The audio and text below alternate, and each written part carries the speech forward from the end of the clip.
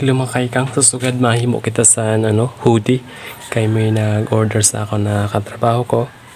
Ihimuan natin siya hoodie ng angin order niya sa amon. Yan mga kaikang niya size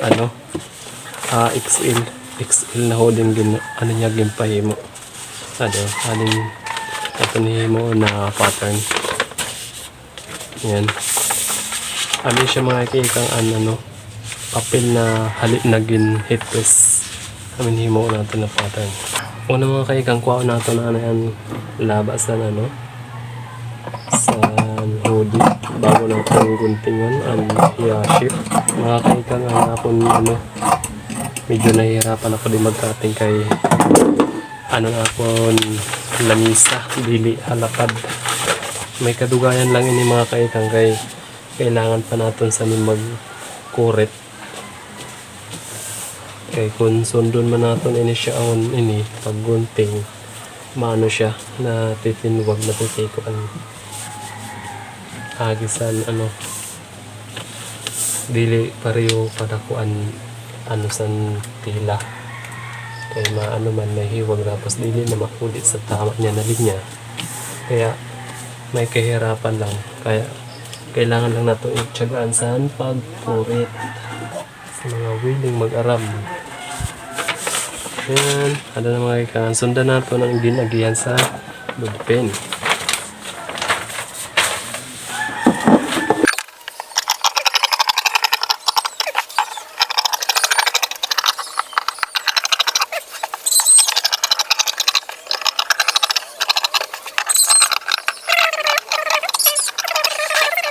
Kami tapos magpili nga mo kung gusto nyo na design sa tela or mga na design na ang pagkakulay or pagka-printed. Nga mo na siya mga kaikang unplant. Tapos sunod natin ng nakatingon back.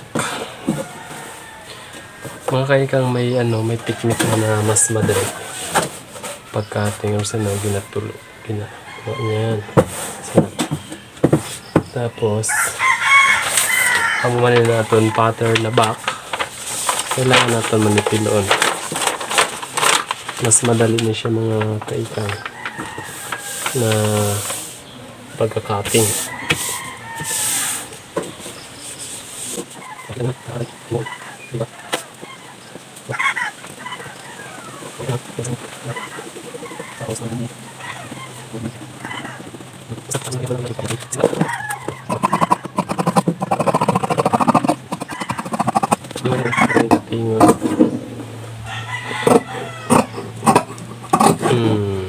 Napaka-basic. Tapos natin mga kaikang ibuklad. Tapos mga kaikang dapat ang pagkapatong sani para dili na ka mo mag dito sa pag-abot nyo sa overlock magkauban ba kauban kay man siya irugman sa ng pagsalang natin sa sa overlock dapat nakabaliskad siya dapat naka-ready na siya na nakabaliskad. Tapos pilon yan. Tapos mga kaikang sunod natin sleeve there. Ang pattern ko sa sleeve yung tinatawag na long sleeve kuha ko lang large yan, na lang kita tawag sa niyo ma-estimate dugangan na lang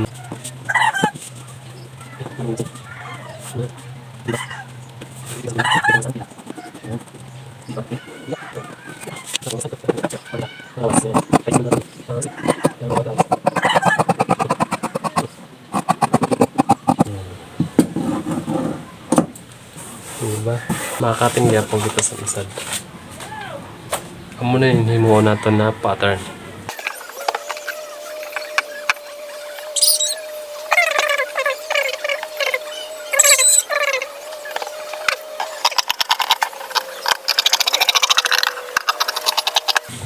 Diba? Napaka-basic. Yan. Tapos isingit na lang yun sa body. Sana. Yan. Magunting naman kita para sa para sa hood. Ma-adjust kita mga kaikang kay ini siya na pattern na kon nasa medium. Sakti ni siya sa medium kaya ma-adjust kita. Dili ma-adjust, madagdag kita kay para maka siya sa extend.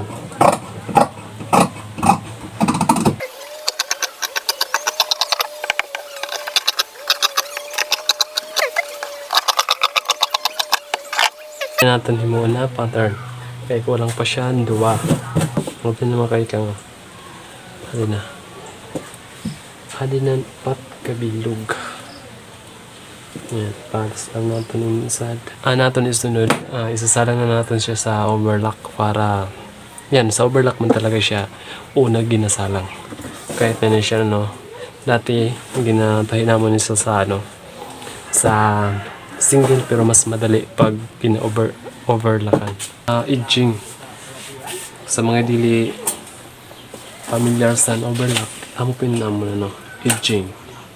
Yan, isasalang natin syempre una natin gihapon sa may abaga. Yan.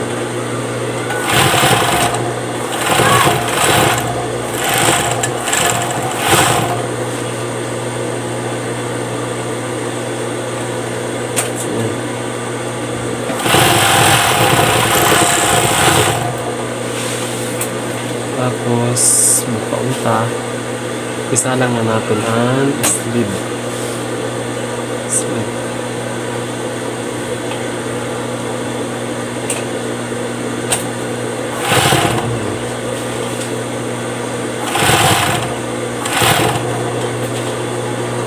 Pero lang naman sa mga kailangan matagal ang pag-paagisan overlock sa sleeve. Ayan. Mga kaigang sumakto na ako na sleeve. Lang na, stingit lang.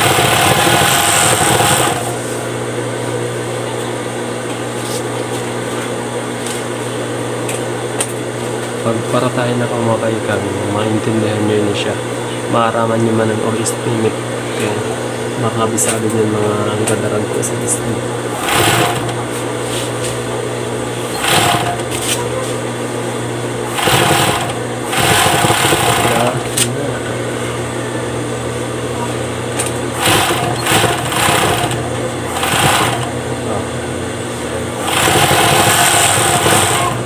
Ini mga kaikang, pero nalakas si Gondo, naging huli na siya.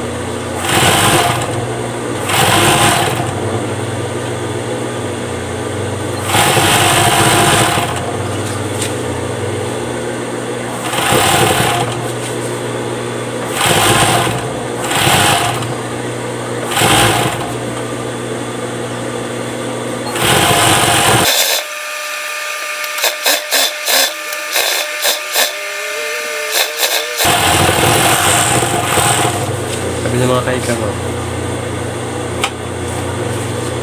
long sleeve pa lang siya tawagan kaya wala pa siyang hood. Pag may hood na siya, naman siya ginatawag na hoodish. Din iya hood.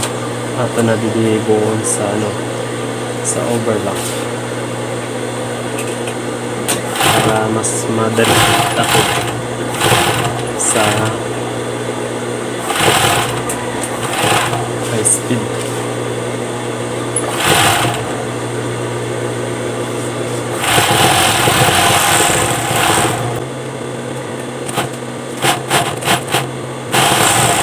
Pwede naman din mga kaikang na straight. Tama naman yung side din na itatakop natin yung dua. Yeah. Takop natin. Yeah. Yeah. Kaya saan yun?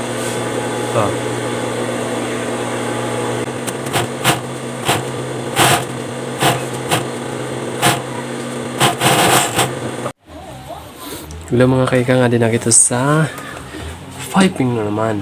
Adi na naman kita sa piping. Yan, papiping na natin ng aton hoodie. Palang galing niya siya. Long sleeve jacket. Kaya wala pa siyang hood. Yan.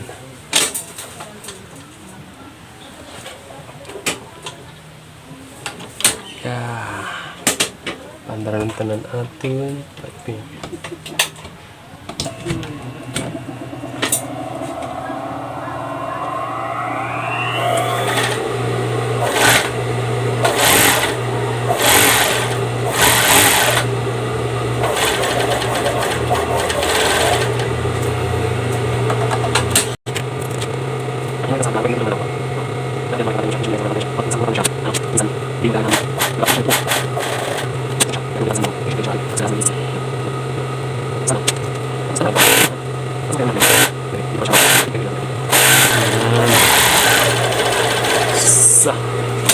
Tapos bugnot, tapos gunting santrin. Check speed or single. Uy, wala nakasaksak. Atun high speed, wala pa nakasaksak. Yeah. Ito na. Di mga kaikang pagyan na natin disan 116 daw. Di masyado yung mga kaikang makikita siguro kay kay nakabitay lang na akong cellphone. Nakabitay, wala sang taga video. Kay wala pa rin si Ikang. Yan.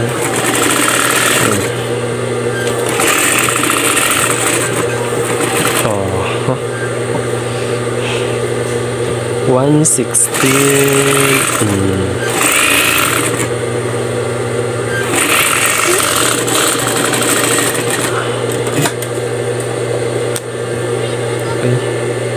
Tapos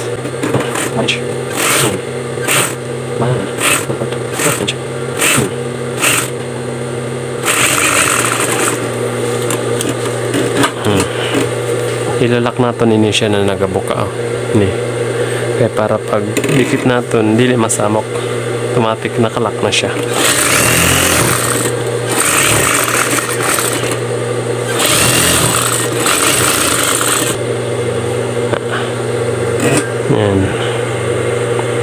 Yan. Itungod natin ini siya ho, ani nabarlakan ini dili sa may ginano dili. Na.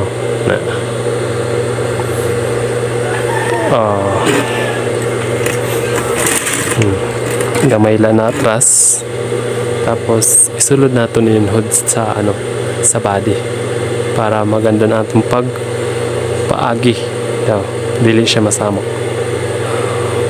Saktuan natin ginhimo na hood sa body sa sa liugan.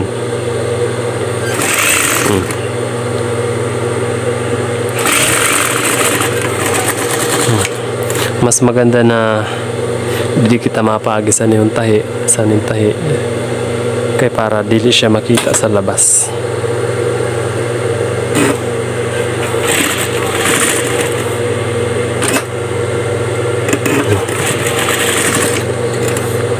Patrasan lang natin kay para di siya mapunit kay da siya kadalasan di ampere sa tanan pag ginhuba na natin natin hoodie.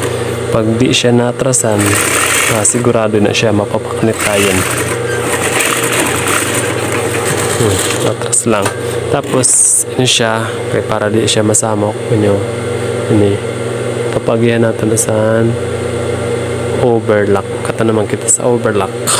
Adi na mga kaikang naton huti wala ko na sa iyo gin pakita na pag overlock kay may nahihirapan ako mag-urbal din sa cellphone kay ginaano ko ng cellphone ko ginakabit-kabit kay wala akong taga video kami siyang ginoverlockan ko yan papagihan tanin siya yan, tawag na dadapaan na natin ini dadapaan din na mga kaikang dadapaan na natin.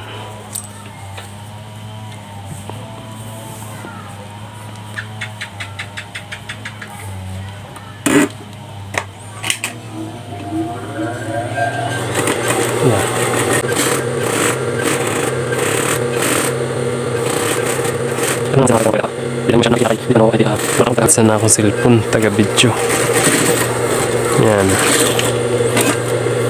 Misan lang pa ako didi mga ikang naka-video kay misan lang didi warasan tugtog. Di man pwede ako mag-video na may tugtog kay makaka-copyright an akon video.